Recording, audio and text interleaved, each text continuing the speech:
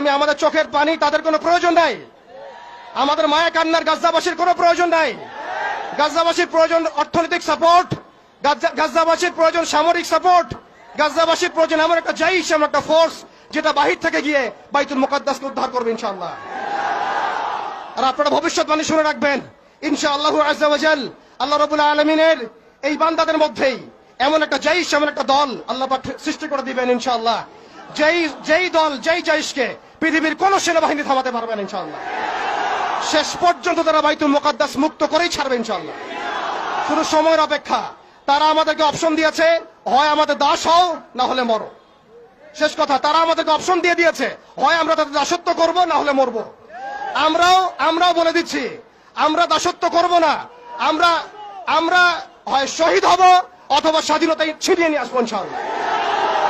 হয় আমরা শহীদ হব না হলে স্বাধীনতা ছিনিয়ে নিয়ে আসবো ইনশাআল্লাহ।